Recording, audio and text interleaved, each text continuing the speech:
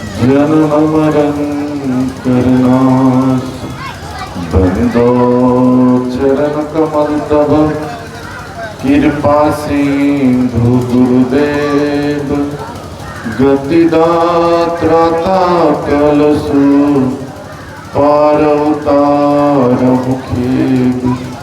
सत्य कबीर दयाल प्रभु, कृपा किन्ह भरपूर। आयो यह संसार महा, जीव चिताय अनुकूल। साधु रूप धरि आइया, किन्हो सबदा पुकार। चेतो अस्तन पाई के, करहूँ बचना शिकार।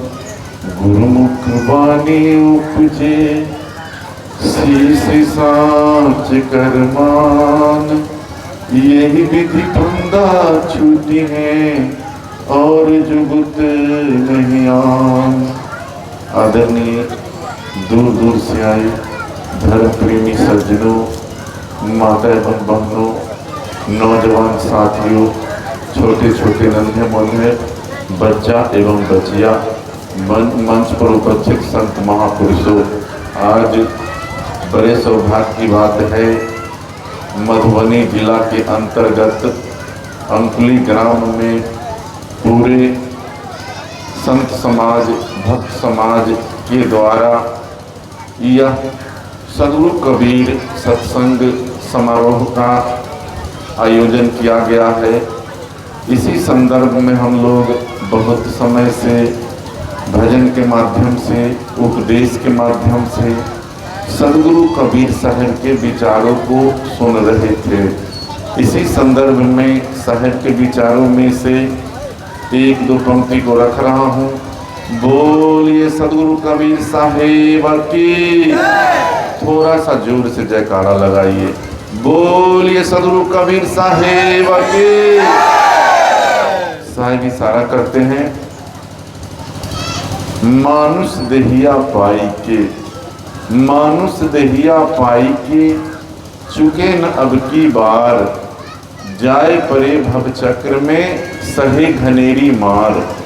सद्गुरु कबीर साहब हम मानव प्राणी को इशारा करते हैं, यह मनुष्य का जो शरीर हम लोगों को मिला है, यह मनुष्य का शरीर इसलिए मिला है, और मनुष्य का हकीकत में कर्म क्या है, मनुष्य का धर्म क्या है, मनुष्य का विचार क्या है, मनुष्य का रहनी वृत्ति क्या है, इसको जब तक हम लोग नहीं जान पाएंगे तो यह मनुष्य का शरीर आपका जो है निरर्थक चला जाएगा, बेकार चला जाएगा। जैसे हम लोग अपने परिवार में किसी भी वस्तु को अगर घर में खरीद करके लाते हैं, अगर वह वस्तु जो है अगर सदुपयोग में आता है तो समझ लीजिए यह सफल हो गया। अगर वह वस्तु कहीं टूट जाता है, फूट जाता है, खो जाता है, तो आपका जो है, आपका समय, आपका वह वस्तु निरर्थक चला जाता है। उसी प्रकार माता पिता के द्वारा जो यह पंच भौतिक 25 प्रकृति का जो शरीर दिया गया है आपको, यह शरीर हम लोगों को जो मिला है, यह मानव कल्याण, अपना कल्याण, समाज कल्याण, यह संसार में भक्ति भाव करने के लिए यह मनुष्य का शरीर मिला है। अगर इस मनुष्य जीवन में अगर हम लोग कर्म से चूक गए, धर्म से चूक गए, अपने नीति से चूक गए, तो यह मनुष्य का शरीर आपको दोबारा मिलने वाला नहीं है। क्योंकि हमसे पहले हमारे दादा परदादा चले गए, वह दोबारा जन्म नहीं लिए। तो हम लोग भी अगर भक्ति करने से, सेवा करने से, अपने आप को कर्म योगी बनाने से अगर चूक गए, तो फिर आपको यह शरीर तो नहीं मिलेगा, फिर आपको 84 में भटकना पड़ेगा। फिर आपको हाथी, घोड़े, कुत्ते, बिलाई, सियर का जो है शरीर पा कर के ना जाने आपको किस किस दरवाजे पर कहाँ कहाँ आपको भटकना पड़ेगा, यह आप अपने मन में निर्णय कर ले। जो कुत्ते बिल्ली सियार हाथी घोड़े का क्या दशा होता है। तो हम लोग अगर कल्याण मार्ग में नहीं जा पाएंगे तो हमारा भी यही हाल होगा। जैसे हम लोग देखते हैं, बचपन जो है खेल में बीतता है, जवानी नींद में सोता है और बुढ़ापा देख कर रोता है। जो व्यक्ति बचपन में पढ़ने लिखना नहीं चाहता है, पढ़ने लिखने से वंचित हो जाता है, ज्ञान अर्जन करने से वंचित हो जाता है, तो वह व्यक्ति का जो है बुढ़ापा अवस्था जब आता है, समय समाप्त हो जाता है, तो वह पछताने के अलावा कुछ नहीं हाथ आता है।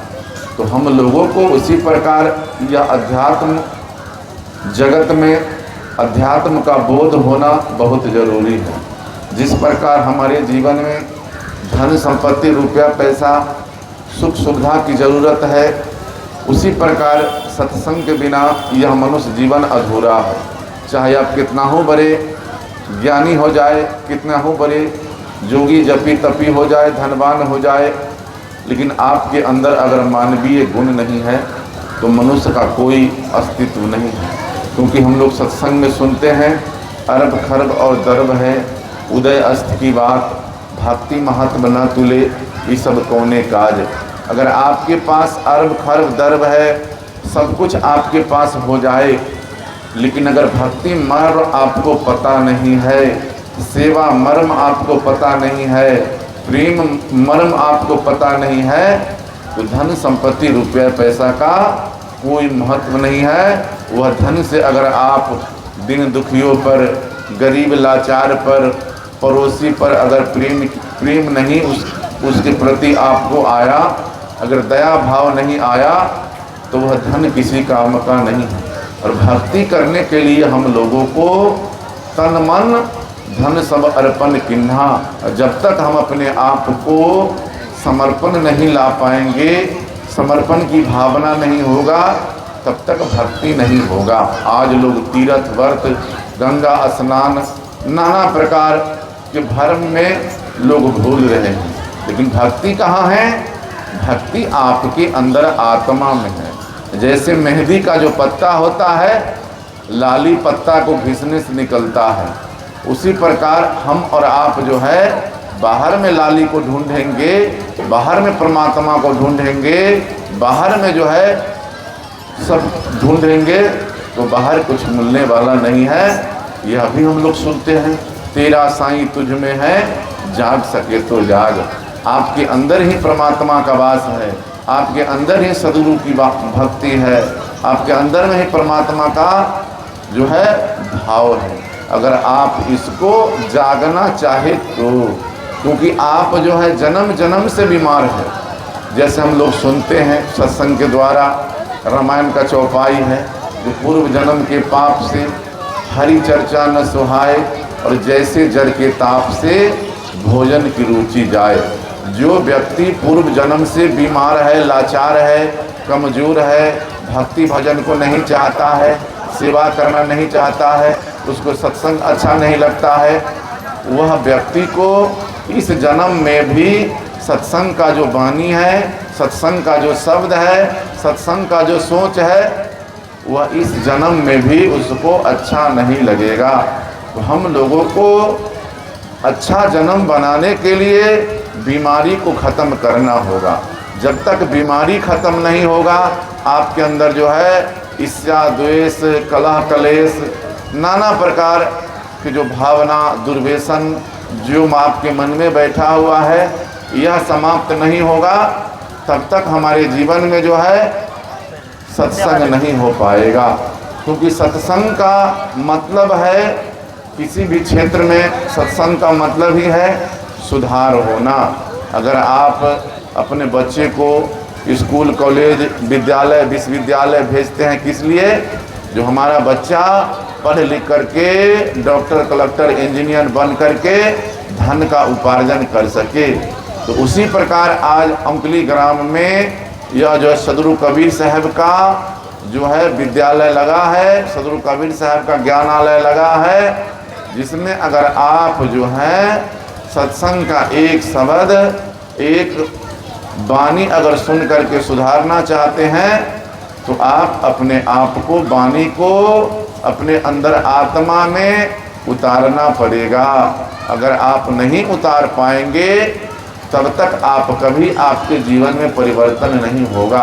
आपने बहुत समय से सत्संग को सुना, लेकिन सदगुरु कबीर साहब एक ही शब्द में कहे हैं, जो पोठी पड़ी पड़ी जगमुआ पंडित भया न कोई, 2.5 आखर प्रेम के पढ़े सुपंडित होए। आप 4 वेद, 6 शास्त्र, 18 पुराण, गीता, उपनिषद, बाइबल का ज्ञान हो जाए और आपके परिवार में प्रेम नहीं है, आपके परिवार में भाईचारा नहीं है, आपके परिवार में समता नहीं है, आपके समाज में समता प्रेम नहीं है, वह ज्ञान किसी काम का नहीं है। हमारे समाज को आज प्रेम की ज़रूरत है, एक दूसरे में सामंजस्य होने की ज़रूरत है। आज हम लोग जितना यह सत्संग का आयोजन किया गया है, इसमें हमारा और आपका यह एक संगठन है, यह एक समूह है, यह एक प्रेम का प्रतीक है, तो विचार भी एक होना चाहिए। क्योंकि शरीर अगर मिल जाए, संगठन अगर हो जाए, आत्मा का अगर मिलन नहीं हुआ, शब्द का मिलन नहीं हुआ, तो सत्संग नहीं होगा। क्योंकि शब्द ही हम लोगों को मिलाता है। तो हम लोगों को ऐसे शब्द का प्रयोग करना चाहिए जिसमें मिलने वाली बात हो। जिस प्रकार हम लोग देखते हैं, पानी में अगर चीनी को दिया जाता है तो चीनी जो है पानी का रंग ले लेता है। उसी प्रकार हम लोगों के मन में भी ऐसा भाव होना चाहिए, ऐसा प्रेम उत्पन्न होना चाहिए, जो हम लोगों का भी आत्मा मिल जाए, मन मिल जाए, समाज का दुर्व्यसन खत्म हो जाए, पड़ोसी में हम लोगों को जो ईर्ष्या द्वेष है वह समाप्त हो जाए। तभी हम लोग जो है सत्संग रूपी वाणी को समझ पाएंगे।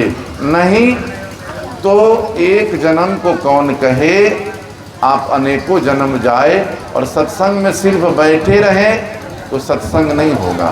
क्योंकि हम लोगों को जब तक उसको रहनी वृत्ति में नहीं उतारेंगे, अपने सोच में नहीं उतारेंगे, तब तक सत्संगी आप नहीं हो सकते। सत्संग का मतलब है परिवर्तन हो जाना। सदगुरु कबीर साहब इशारा किए हैं, सत्संग सत्संग सब कहे, सत्संगी नहीं कोई, कथा वार्ता कीर्तन ये तो सत्संग न होए।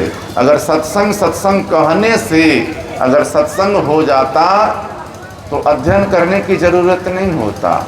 लोगों को इतना जो है बाहर भीतर बच्चे को पढ़ने के लिए हम लोग भेजते हैं, पढ़ने से ही ज्ञान हो जाता तो फीस देकर बाहर जाने की ज़रूरत नहीं होती।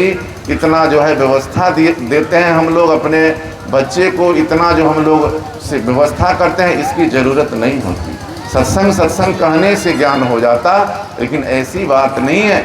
सत्संग सत्संग कहने से नहीं होगा। सत्संग का जो है मूल रूप से है उसका संग होना पड़ेगा। जैसे अच्छे व्यक्ति का जो संगत करता है, उसका विचार, उसका रहन सहन, उसका सोच बदल जाता है।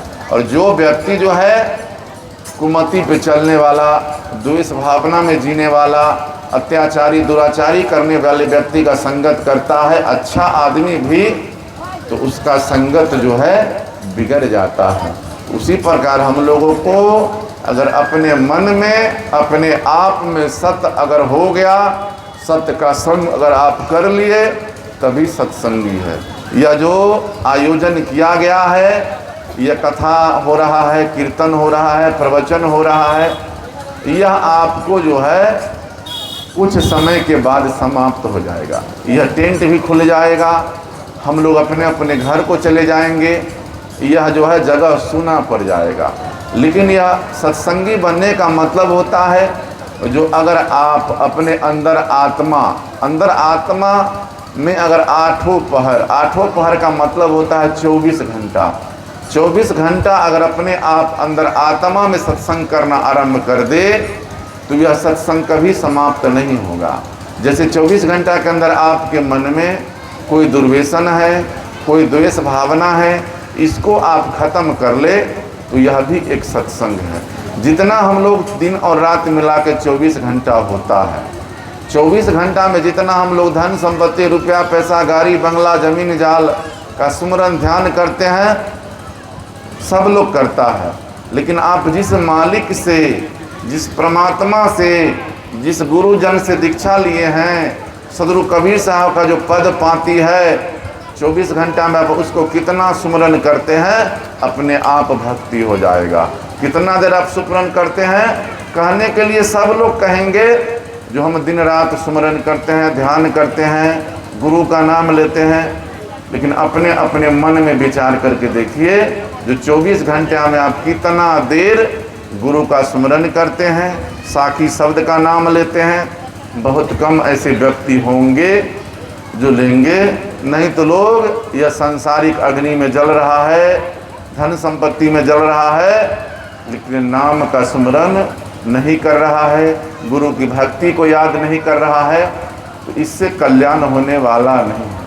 क्योंकि इस पर भी सदगुरु कबीर साहब इशारा किए हैं, 5 पहर धंधे गया, 3 पहर गया सोए, और 1 पहर गुरु भक्ति बिना मुक्ति कैसे होए। 5 पहर का मतलब होता है 15 घंटा। 15 घंटा कोई नौकरी करता है, कोई खेती करता है, कोई व्यापार करता है। जो व्यक्ति जहाँ लगा हुआ है, सब लोग अपना अपना जीवन यापन के लिए व्यस्त रहता है। जो हमारा जीविका सुधर जाए, हमारे घर का दिशा दशा सुधर जाए। लेकिन हमारा घर परिवार का दिशा सुधर जाता है, दशा सुधर जाता है, लेकिन हमारा दशा बिगड़ जाता है। कैसे बिगड़ जाता है?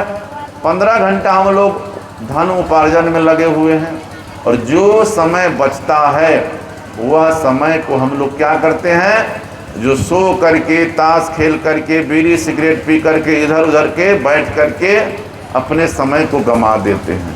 तो विचार कीजिए, बिना गुरु भक्ति का मुक्ति कैसे होगा? आप अपने मन में विचार कीजिए। अगर आप ज्ञान की चर्चा नहीं करेंगे, सत्संग की चर्चा नहीं करेंगे, तो आप सत्संगी कैसे बन सकते हैं? अपने मन में विचार करके देखिए। जो व्यक्ति नशा करता है, गांजा पीता है, दारू पीता है, भांग खाता है, उसको हम लोग कहते हैं जो यह जो है पक्का नशीली पदार्थ करने वाला है, बगैर नशा का ही रहने वाला नहीं है, पक्का नशा करता है। लेकिन हम लोग सदगुरु कबीर साहब के नाम पर नाम तो लेते हैं, लेकिन उनके शब्द पर खरा नहीं उतरते हैं।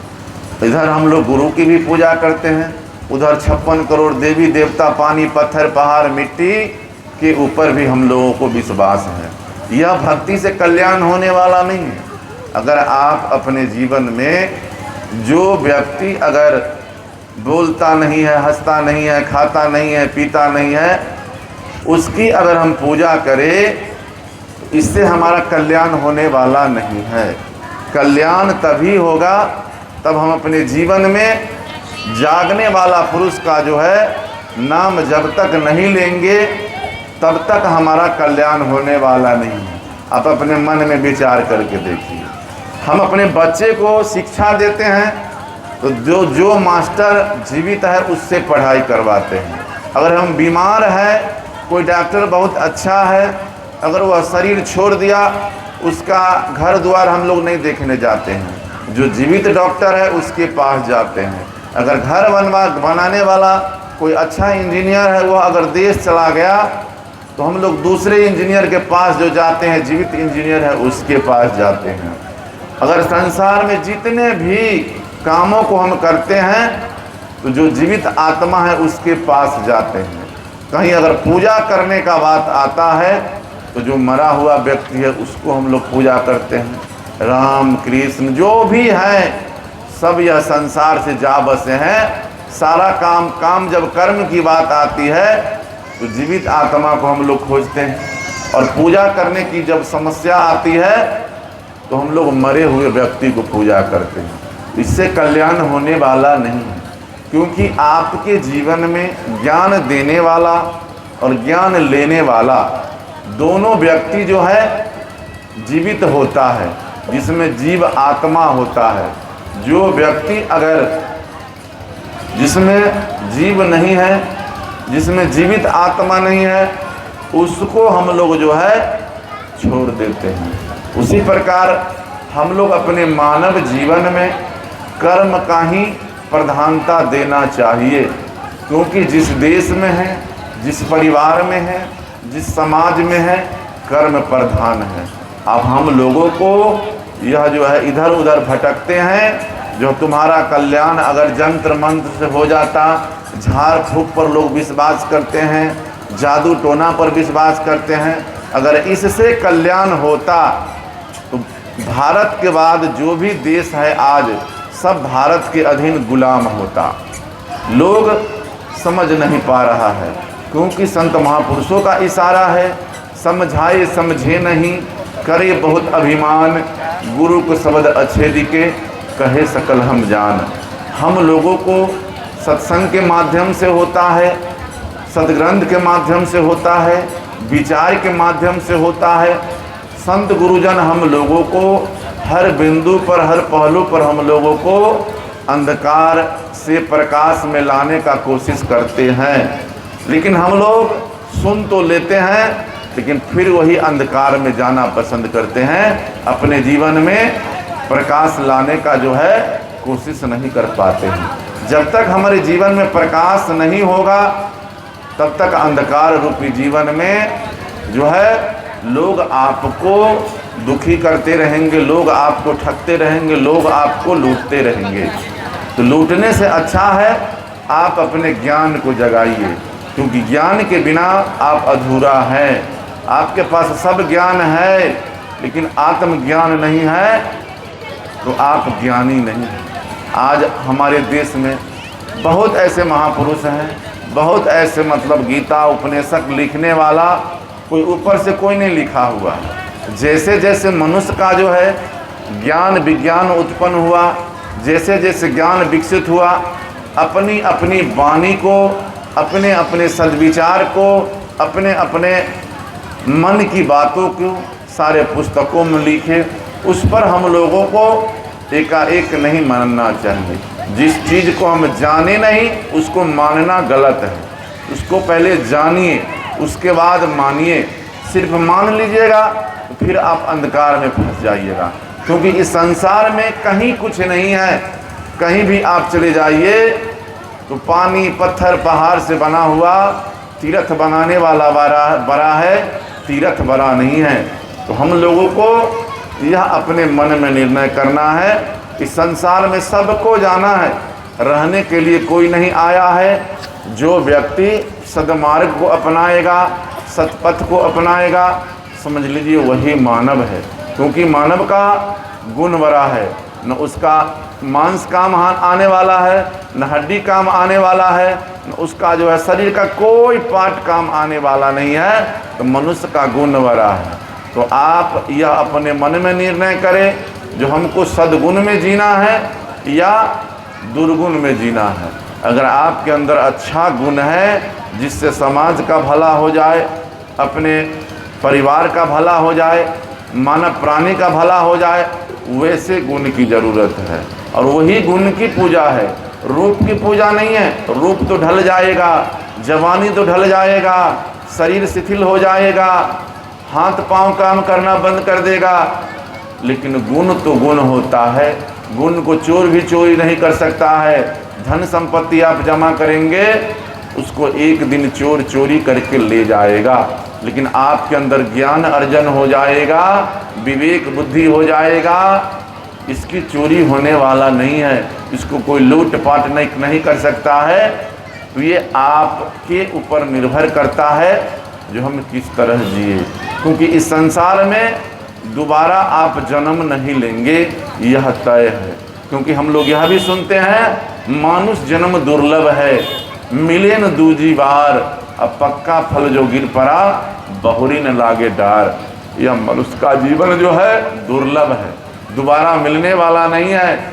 जिस प्रकार जो पत्ता पेड़ से गिर जाता है वह दोबारा उस डाली में नहीं लगता है, जो फल जो है पेड़ से गिर जाता है वह दोबारा नहीं लगता है। उसी प्रकार हम लोगों को यह मनुष्य जीवन दोबारा मिलने वाला नहीं है।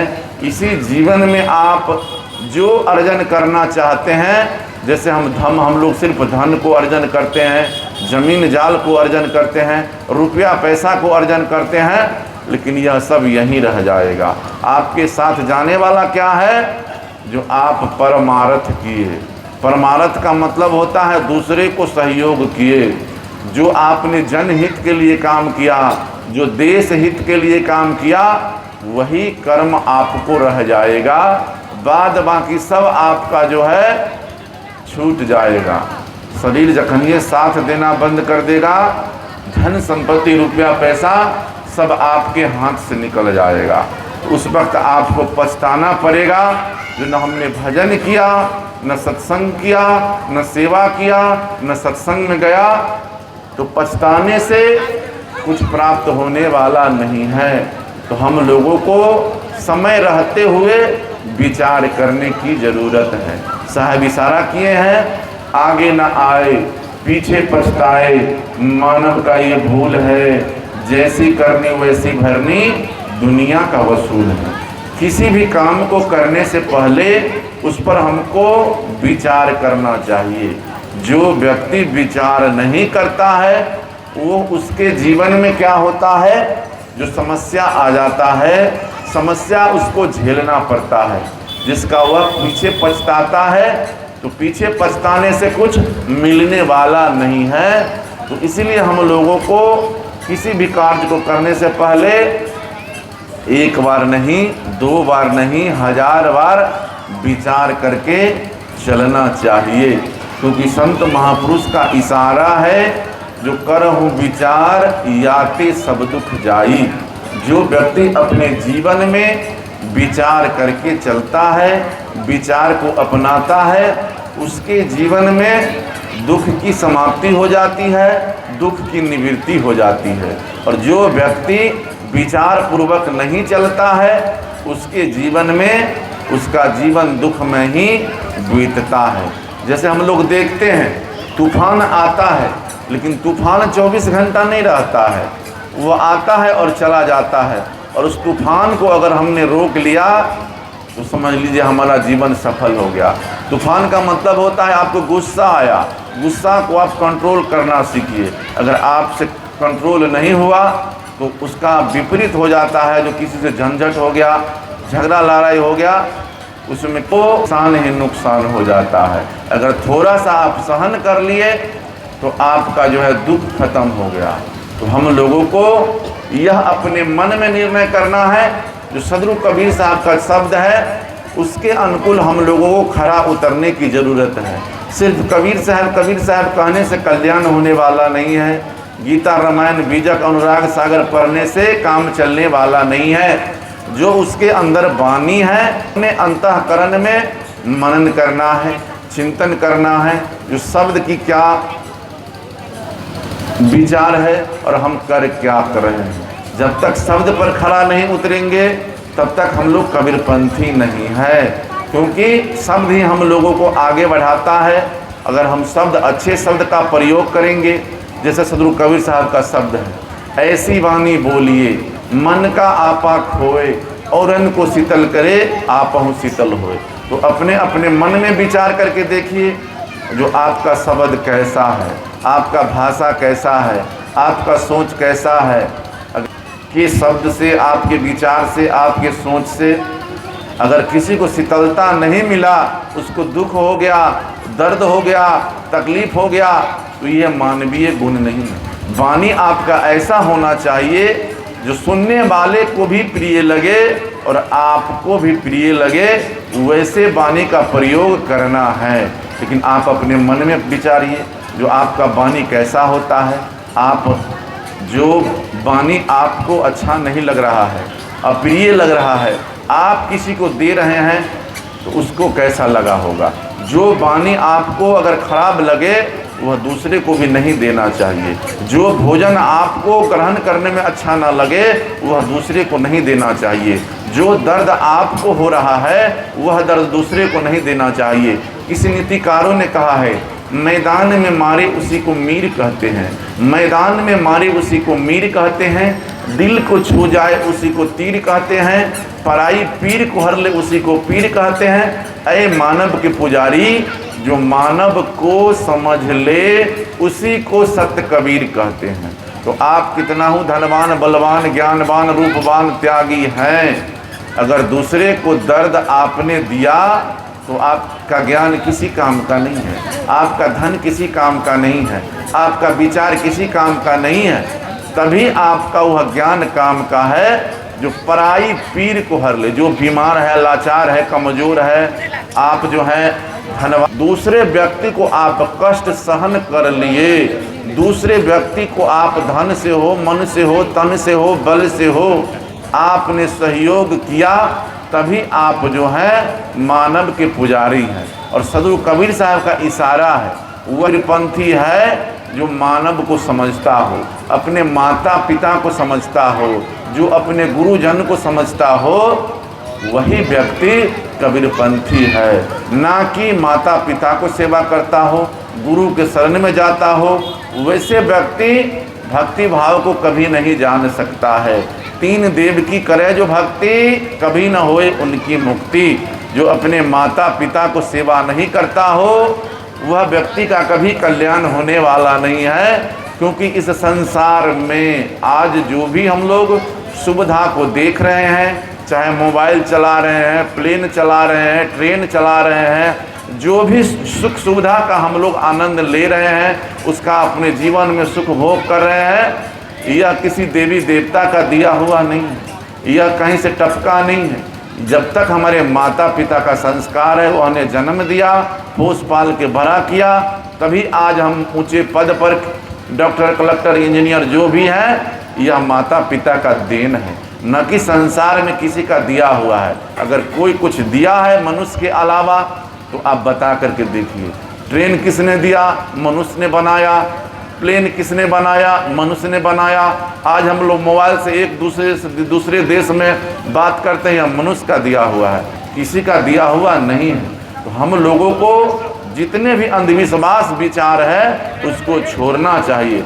क्योंकि जो व्यक्ति अगर अपने जीवन में कर्म को नहीं माना, कर्म पर जोर नहीं दिया, अंधविश्वास पे भटका रहा, सब होगा उनके कृपा से, तो कुछ होने वाला नहीं है। बिन सत्संग विवेक न होई। अगर आपके जीवन में विवेक जगाना है, ज्ञान जगाना है, वैराग जगाना है, बुद्धि विवेक को बढ़ाना है, तो जहाँ पे जिस चीज़ की ज़रूरत है उसको लगाइए। अभी हम गर्मी का मौसम है, गर्मी किस चीज़ से भागेगा? जब तक हम लोग पंखा, कूलर, एसी का व्यवस्था करेंगे तभी गर्मी से राहत मिलेगा। ना कि हम जो है यज्ञ हवन करेंगे, पूजा पाठ करेंगे, इससे गर्मी भाग सकता है। जब तक जो बीमारी है उसका इलाज जब तक नहीं होगा तब तक बीमारी ठीक होने वाला नहीं है। तो सबसे पहले हम लोगों को बीमारी की जड़ तक जाना है, जो बीमारी कहाँ से उत्पन्न हुआ है। तो हम लोगों को यह संस्कार के लिए सबसे पहले माता पिता से मिलता है, उसके बाद समाज से मिलता है, उसके बाद विद्यालय से मिलता है। सबसे पहले भक्ति भाव का नींव माता पिता के द्वारा मिलता है, माता पिता के संस्कार से मिलता है। तो हम लोगों को हमेशा यह रामायण का भी चौपाई है, जो प्रातः काल उठहु रघुनाथा, अब मात पिता नवावहु माथा। तो हमारे माता पिता की जब तक हम वंदना नहीं करेंगे, उनको प्रणाम नहीं करेंगे, दंडवत नहीं करेंगे, संसार में किसी भी देवी देवता, कहीं भी आप संत गुरुजन के पास चले जाएं और माता पिता अगर आपसे खुश नहीं है, प्रसन्न नहीं है, तो सब कुछ बेकार है। सदगुरु कबीर साहब इशारा भी किए हैं, जो पाहन पूजे हरि मिले तो मैं पूजू पहाड़, इससे चक्की भला जो पीस खाए संसार। अगर पत्थर पूजने से, पत्थर को मानने से अगर परमात्मा की प्राप्ति मिल जाए, मुक्ति मिल जाए, तो पूरे पहाड़ को पूज देंगे तो जल्दी मुक्ति हो जाएगा। लेकिन ऐसी बात नहीं है। हम लोगों को यह अपने मन में निर्णय करना है, अपने मन में विचार करना है। जो जिसमें आत्मा नहीं है, जिसमें जीव नहीं है, जो हंसता बोलता खाता पीता नहीं है, उसको पूजने से तुम्हारा कल्याण नहीं होगा। क्योंकि ना वह खट्टा मीठा तीता हुआ कोई चीज़ बता नहीं समझ सकता है। तो हम लोगों को यह अपने जीवन में सारे मनुष्य को एक दृष्टि से देखना है, सबके अंदर परमात्मा का वास है, बाहर में कहीं कुछ नहीं है। किसी नीतिकारों ने कहा है, राम समझ रहमान समझ ले, धर्म समझ ईमान समझ ले, मंदिर कैसा मस्जिद कैसा, ईश्वर का स्थान समझ ले। तो हम लोगों को मंदिर में रहने वाला व्यक्ति जो है उसके अंदर ईश्वरीय गुण देखिए, जो मठ में रहने वाला व्यक्ति है उसके अंदर ईश्वरीय गुण देखिए, जो भी महापुरुष हैं उनके विचार को देखिए, ना कि वह जो है बालू गिट्टी सीमेंट में परमात्मा देख रहे हैं। यह अंधविश्वास है। तो हम लोगों को यह अपने मन में विचार करना है और मन को हमेशा साफ करना है, क्योंकि सदगुरु कबीर साहब इशारा किए हैं, जो कबीर मन निर्मल भया जैसे गंगा नीर, पीछे कहत कबीर कबीर। अगर आप सत्संग में बैठे हुए हैं, आपका मन निर्मल नहीं है, मन आपके अंदर तृप्ति है, मन आपका दुर्व्यसन में भरा हुआ है, मन आपका विषय विकार में भरा हुआ है, तो आप सत्संग में बैठे हुए तो हैं, लेकिन आपके अंदर सत्संग का प्रभाव नहीं पड़ेगा। सत्संग का प्रभाव तभी पड़ सकता है जो जब तक हम मन को निर्मल नहीं करेंगे। तो मन हमारा निर्मल कैसे होगा? शरीर को तो हम लोग जो है साबुन से, पानी से, सेंट से, नाना प्रकार के क्रीम पाउडर से हम लोग साफ करते हैं, जिससे क्या सफाई होता है? आपका चमड़ा सफाई होता है। अगर चमड़ा साफ करने से कुछ होने वाला नहीं है। मन को और आत्मा को साफ करने के लिए आपको सत्संग का सहारा लेना पड़ेगा और उसको अंदर आत्मा में घटाइए। जो हम किसी का चोरी करते हैं, हम किसी का चोरी करते हैं तो उसको दर्द होता है। हम अगर मेरा अगर कोई चुरा ले तो हमको क्या होगा? अपने दिल से देखिए जो क्या होगा। अगर अपने आप में अगर जो है हर बिंदु पर विचार कर लेंगे तो आपसे गलती नहीं होगा, आपसे दुख नहीं होगा। वैसे गुरु भक्त को, वैसे सेवक को, वैसे संत को गुरुजन हरि भगवान खोजते हैं, लालटेन वार करके, दीप जला करके। जो ऐसा गुरु भक्त मिलने वाला नहीं है, ऐसा संत मिलने वाला नहीं है।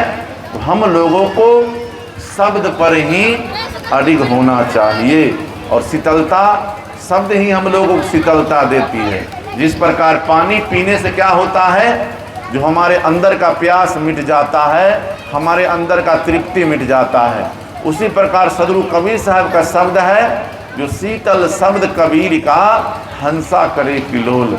तो सदगुरु कबीर साहब का शब्द जो है हमेशा हम लोगों को शीतलता देती है, शीतलता प्रदान करती है और शीतल महसूस कराती है। तो हमारे अंदर शीतलता होना चाहिए, तभी हम लोग जो हैं सदगुरु कबीर साहब के विचारक हैं, उनके उपासक हैं। नहीं तो सिर्फ कबीर कबीर कहने से क्या हो? कहने वाला कबीर कबीर क्या करते हो?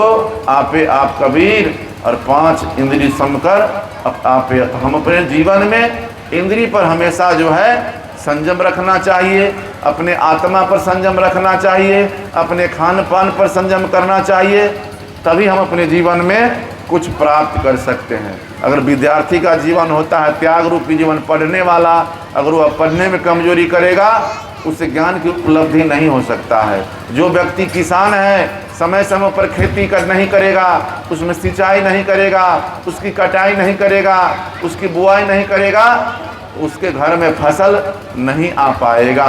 उसी प्रकार सत्संग है, सत्संग को हम समय समय पर उसको अध्ययन नहीं करेंगे, सत्संग नहीं करेंगे, तब तक हम लोग सत्संगी नहीं हो पाएंगे और सत्संग रूपी वाणी हमारे जीवन में कभी उपलब्धि नहीं हो सकता है। और सत्संग को पाने के लिए, सत्संग को करने के लिए हर दुर्व्यसन को आपको छोड़ना पड़ेगा, हर मान सम्मान को छोड़ना पड़ेगा, तभी आप सत्संग को पा सकते हैं। अगर आप मान खोजेंगे तो आपका अपमान निश्चित है। तो हम लोगों को मान सम्मान के चक्कर को छोड़ करके जो भी मिले सहज भाव में उसको लेना चाहिए। और मोक्ष पाने के लिए हम लोगों को साधना की ज़रूरत है। हम लोग सुनते हैं जो साधन धाम मोक्ष कर द्वारा। जो व्यक्ति अपने जीवन में साधना करना चाहता है, साधन को करेगा, वही मोक्ष की ओर जा सकता है। जिसका जीवन का इच्छा कमज़ोर है, जिसके जीवन में तृष्णा कमज़ोर है, वही व्यक्ति मोक्ष को पा सकता है। जीवन में जो है हम लोगों को जीवन जीने के लिए बहुत चीज़ की ज़रूरत नहीं है। हम लोगों को शांति के लिए सिर्फ अंदर आत्मा में शांति खोजने की ज़रूरत है। बाहर में आप कहीं धन संपत्ति रुपया पैसा गाड़ी बंगला से अगर शांति खोजेंगे तो इसमें आपका जीवन अशांत हो जाएगा, क्योंकि आत्मा ही आपको जो है शांति दे सकता है, आत्मा ही आपको जो है मोक्ष दे सकता है। दूसरा जो इसका कोई कल कारखाना नहीं है, इसकी कोई फैक्ट्री नहीं है, इसका कोई उत्पाद नहीं हो रहा है जो आपको मोक्ष दे सकता है। मोक्ष आपका कर्म दे सकता है, बंधन से मुक्त आपके विचार दे सकता है। जितना आपकी इच्छा कमज़ोर है उतना आप मोक्ष के नज़दीक है, जितना आपके जीवन में इच्छा बड़ा है उतना मोक्ष से दूर है, उतना आपके जीवन में दुख का जो है आडंबर लगा हुआ है। तो हम लोगों को दुख से बचने के लिए सदगुरु कबीर साहब इशारा किए हैं, जो अपने जीवन में चाह गई चिंता गई मनवा बेपरवाह, जिसको कुछ नहीं चाहिए वही शहंशाह होए। अपने जीवन में इच्छा जब तक हमारा ख़त्म नहीं होगा, चाहत ख़त्म नहीं होगा, संसार से हम जो है निरस्त नहीं होंगे, तब तक हमको कल्याण होने वाला नहीं है, बेपरवाह हम नहीं हो पाएंगे। अंत में क्या होता है, जो कुछ मिलने वाला नहीं है, अंत में हम लोगों को पछताना पड़ता है, हर अंत में हम लोगों को कष्ट झेलना पड़ता है। तो हम लोगों को भक्ति भाव को अपना करके आज यह अंकली ग्राम की धरती पे सत्संग का आयोजन किया गया है। इस सत्संग में हम लोगों को ऐसा विचार होना चाहिए, ऐसा सोच बदलना चाहिए जिससे समाज खिल उठे, समाज में एक नया उन्नति हो, नया एक जोश हो और समाज की विकृति खत्म हो जाए, तभी हम लोग सत्संगी हैं। बाहर से सत्संगी नहीं हो सकते हैं, क्योंकि हम लोग सुनते हैं सत्संग में माला पहिरे टोपी पहिरे छाप तिलक लगाए और गांव गांव साखी शब्द कहत फिरे, जाने ना आत्मज्ञान। आप अपने जीवन में मालाएं पहन लीजिए, टोपी पहन लीजिए, छाप लगा लीजिए, चंदन लगा लीजिए, उजला वस्त्र धारण कर लीजिए, यह साधु नहीं है। साधु का मतलब होता है विचार नाम साधु, शरीर नाम साधु नहीं है।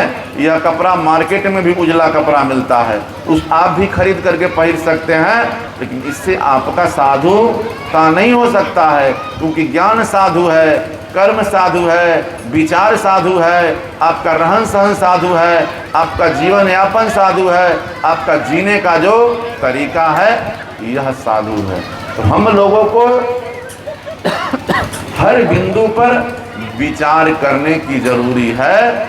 जो व्यक्ति विचार करेगा उसका जीवन हमेशा सुख की ओर जाएगा, और जो व्यक्ति विचार नहीं करेगा उसका जीवन हमेशा दुख की ओर चला जाएगा।